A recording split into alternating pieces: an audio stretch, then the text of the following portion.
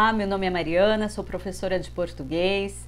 Muitos alunos me perguntam o que é antropofagia, o que é comer o outro, o que isso significa na literatura brasileira, no modernismo brasileiro. Fiquem tranquilos que eu vou explicar isso direitinho, tintim por tintim. Vamos lá? Nossa aula hoje é a continuação da aula passada sobre o modernismo brasileiro de primeira geração, que é aquele pessoal de 1922 a 1930. Pessoal que fez o quê?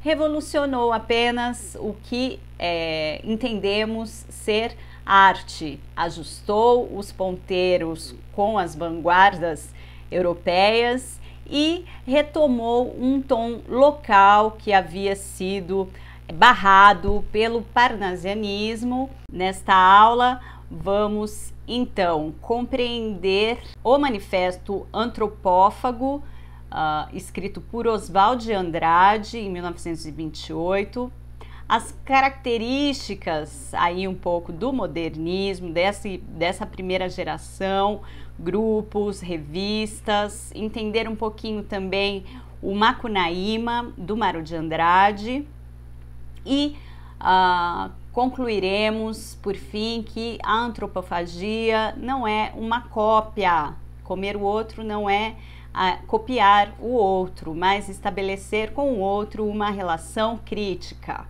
Então vimos na parte 1 desse nosso estudo sobre a primeira geração modernista no Brasil, que o modernismo ele atualizou as vanguardas internacionais, né? Os ponteiros foram ajustados com a retomada de um tom local.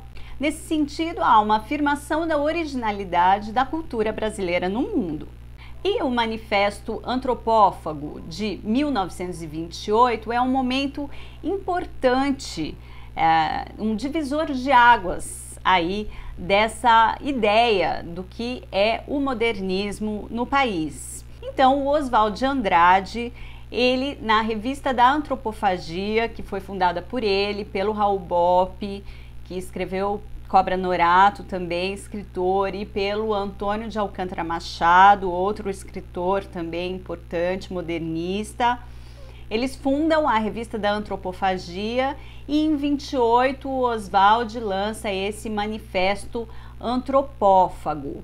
A antropofagia seria a chave para a compreensão da nossa formação cultural, histórica, né, e social para os modernistas. A chave seria então, portanto, um ritual canibal dos tupinambás que realizavam a digestão do seu inimigo, comiam o seu inimigo num ritual determinado, porque eles acreditavam que comendo o inimigo eles adquiririam a força e a valentia do inimigo. Nesse mesmo sentido, a cultura brasileira devoraria o que vem de fora, o exterior, o seu inimigo, a cultura do colonizador, né, do português, e transforma em uma força sua, em uma força própria.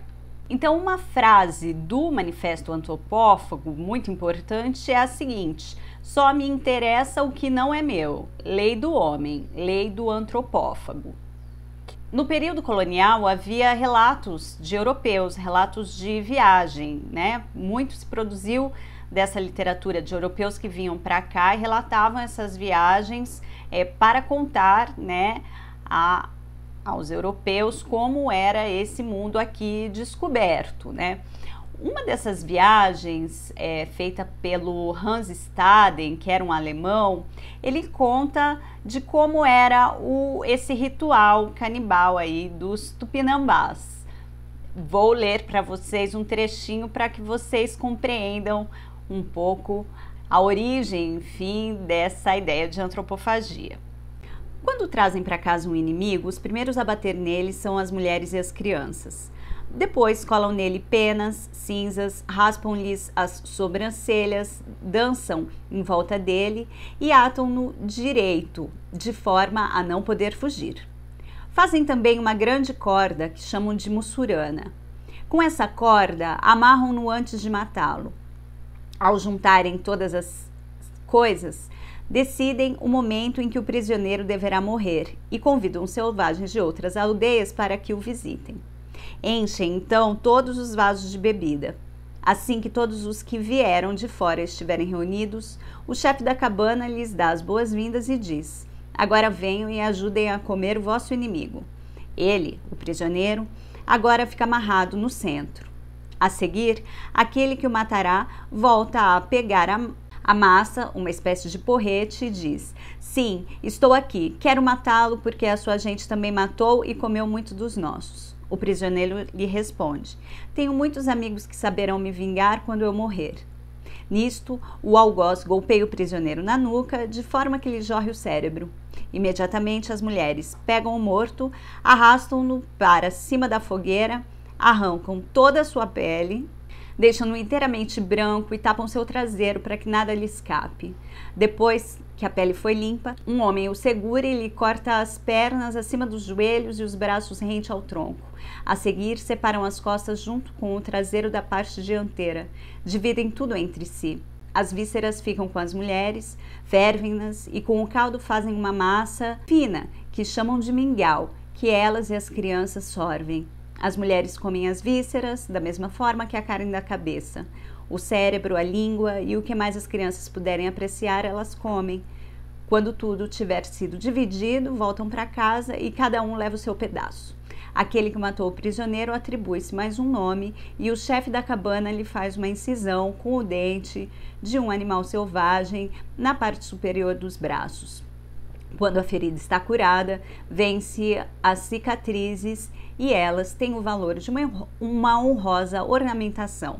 Tudo isso eu vi e estive presente. Esse um relato de viagem de Hans Staden, que passou um tempo ali com os Tupinambás e relatou isso numa viagem de 1550. Ele fez 2 viagens ao Brasil, essa é a segunda viagem. Vamos ler então agora um trechinho do Manifesto Antropófago, para que vocês sintam aí o que é a antropofagia no modernismo brasileiro. Só a antropofagia nos une, socialmente, economicamente, filosoficamente. Só me interessa o que não é meu, lei do homem, lei do antropófago. O que atropelava a verdade era a roupa, a reação contra o homem vestido. Nunca fomos catequizados. Vivemos através de um direito sonâmbulo. Fizemos Cristo nascer na Bahia, ou em Belém do Pará, a magia e a vida. Tínhamos a relação e a distribuição dos bens físicos, dos bens morais, dos bens dignários. Contra a verdade dos povos missionários, definida pela sagacidade de um antropófago, o Visconde de Cairu, é a mentira, muitas vezes repetida. Mas não foram cruzados que vieram, foram fugitivos de uma civilização que estamos comendo, porque somos fortes e vingativos como o jabuti. Antes dos portugueses descobrirem o Brasil tinha descoberto a felicidade. A alegria é a prova dos 9. Está aí Oswald de Andrade, em Piratininga, ano 374, da deglutição do bispo Sardinha. Vocês vejam que a marcação aí do tempo é desse ano, 374, após a deglutição do bispo Sardinha que efetivamente é comprovado historicamente, foi morto e devorado pelos índios, sim. Então vamos destacar aí alguns pontos importantes que fiquem bem claros. É um ritual simbólico, né? Além de comer literalmente a carne, né, o que acontecia era um ritual simbólico de incorporação da força do inimigo. É uma transformação do que vem do outro, do exterior, de acordo com os nossos interesses. O índio, aí vocês veem que ele é retomado, mas ele é retomado não como foi feito no romantismo, em que o índio vivia em harmonia com o colonizador. Não, aqui o índio resiste, aqui o índio é antropófago, tá? Ele vai matar e comer o seu inimigo para ter dele a força, né, e a valentia e a coragem daquele ritual. Então, há nesse sentido uma inversão do vetor colonial. A ideia de que a colônia sempre vem atrás, né, e enfim, a Europa sempre está na frente. Isso é invertido no modernismo, porque ele vai dizer o seguinte: antes dos portugueses descobrirem o Brasil já tinha descoberto a felicidade. Vivíamos aqui índios, nus, alegres, dividindo os bens, quer dizer, uma sociedade muito mais avançada do que a que chega, né, com a colonização. Então, nesse sentido, é uma inversão do vetor colonial. Essa inversão também é satirizada pelo Oswald magistralmente quando ele diz "to be or not to be, that's the question", fazendo uma brincadeira com "to be or not to be, that's the question", dita pelo Hamlet. Shakespeare, em vez do verbo to be do inglês, você coloca o to be, que é o tupinambá, né? Você faz uma inversão aí de um clássico da literatura, de um grande clássico que é Shakespeare. Faz uma brincadeira e inverte um questionamento essencial e fundador de toda a cultura ocidental. De acordo com a psicanálise, o recalque é quando nós reprimimos algo vergonhoso, algo angustiante, algo doloroso, não queremos saber disso, apagamos isso, esquecemos isso, e esse seria um mecanismo de recalque. A ideia da antropofagia no modernismo dessa primeira geração teria sido um desrecalque, né? Não varreríamos mais a sujeira para debaixo do pano, mas estaríamos mostrando algo, uma ferida aí narcísica da própria cultura brasileira.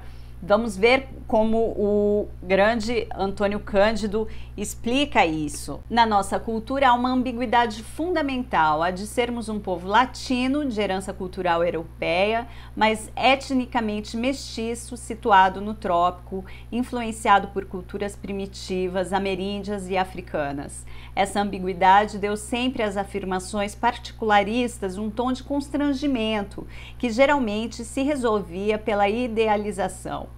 O modernismo rompe com esse estado de coisas. As nossas deficiências, supostas ou reais, são reinterpretadas como superioridades através das vanguardas. Entre as revistas tínhamos essa bem bonita e artisticamente, a Claxon, mensário de arte moderna de São Paulo, de 22. Tínhamos também a revista da Antropofagia, que foi onde saiu o manifesto, a revista Estética do Rio de Janeiro, a revista de Belo Horizonte, uma outra revista que chamava Terra Roxa e Outras Terras, de 1926, em São Paulo, e a revista Verde de Cataguases. Em alguns pontos do país tínhamos revistas com esse ideário modernista.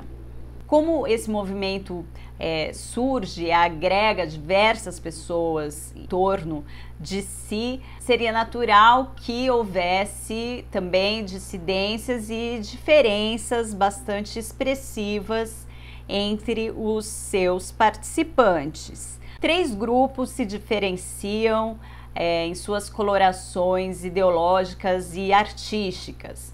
O primeiro grupo, Pau-Brasil, 1924, é o grupo em torno do Oswald de Andrade. Temos aí a Tarsila do Amaral, que foi casada com ele durante um período. O Oswald publicou um livro chamado Pau-Brasil, a Tarsila fez a capa dele, né? Esse grupo vai reescrever a história do Brasil, recontando de outra forma a nossa história, por isso Pau-Brasil, né? Não é a terra de Santa Cruz, como a igreja batizou o país, né? Então, Pau-Brasil tem a ver com uma questão econômica de uma riqueza natural nossa. Tivemos também o grupo verde amarelista, com Plínio Salgado, que é este aí, com esse bigodinho, essa gravata e com um emblema em seu braço, do movimento integralista, que era um movimento fascista.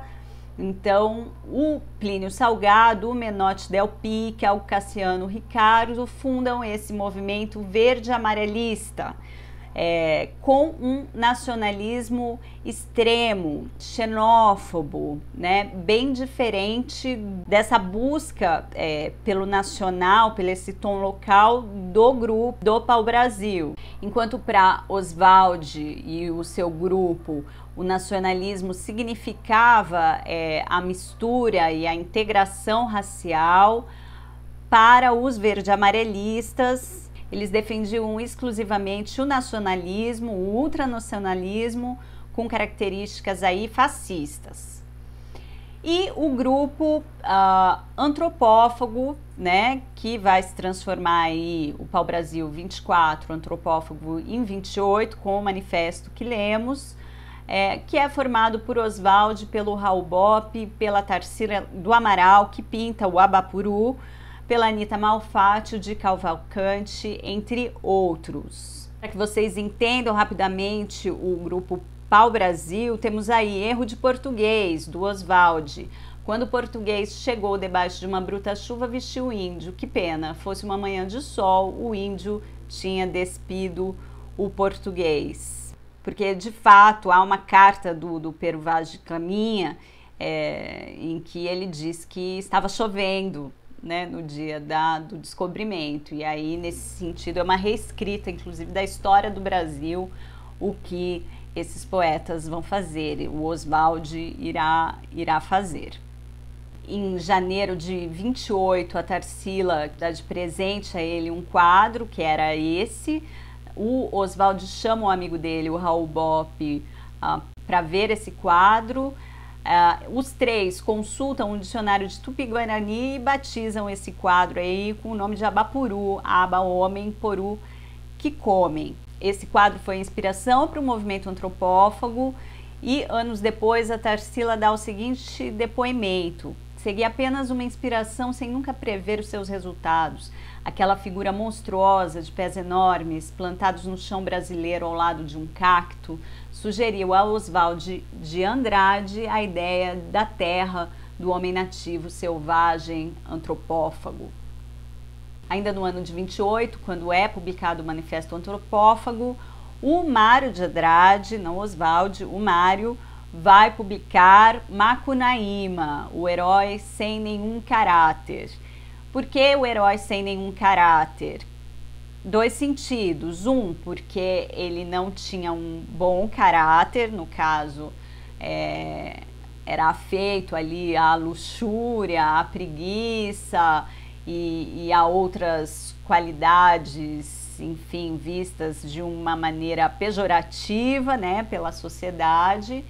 Mas também o herói sem nenhum caráter, porque o brasileiro ele não tem nenhum caráter, ele não tem nada que o identifique.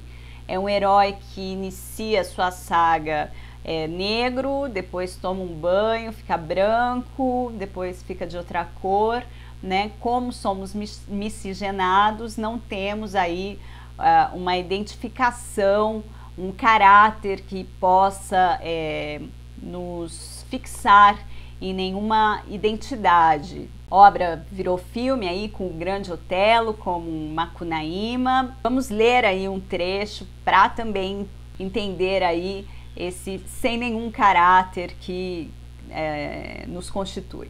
Então Macunaíma enxergou numa lapa bem no meio do rio uma cova cheia d'água, e a cova era que nem maca num pé gigante. A bicaram. O herói, depois de muitos gritos por causa do frio da água, entrou na cova e se lavou inteirinho, mas a água era encantada porque aquele buraco na lapa era marca do pezão de Sumé, do tempo em que andava pregando o evangelho de Jesus para a indiaiada brasileira. Quando o herói saiu do banho, estava loiro e de olhos azuizinhos. A água lavara o pretume dele, e ninguém não seria capaz mais de indicar nele um filho da tribo retinta dos Tapainhumas. Então, pessoal, a antropofagia na literatura brasileira, com esse sentido aí de comer o outro, né, canibal, tem um sentido simbólico muito preciso, de transformação do que vem do exterior, numa relação crítica e que nos constitui numa mistura e que forma a nossa identidade de um modo complexo e não fixo. Nesse sentido, é um movimento de renovação das artes brasileiras, de sintonização com as vanguardas europeias, ao mesmo tempo um aprofundamento sobre o conhecimento da cultura brasileira, né? E aí a antropofagia não é só uma assimilação, mas uma relação crítica na constituição complexa da multiplicidade que somos. Essas são as referências bibliográficas da aula de hoje. Por hoje é só, pessoal. Um abraço, até a próxima. Tchau!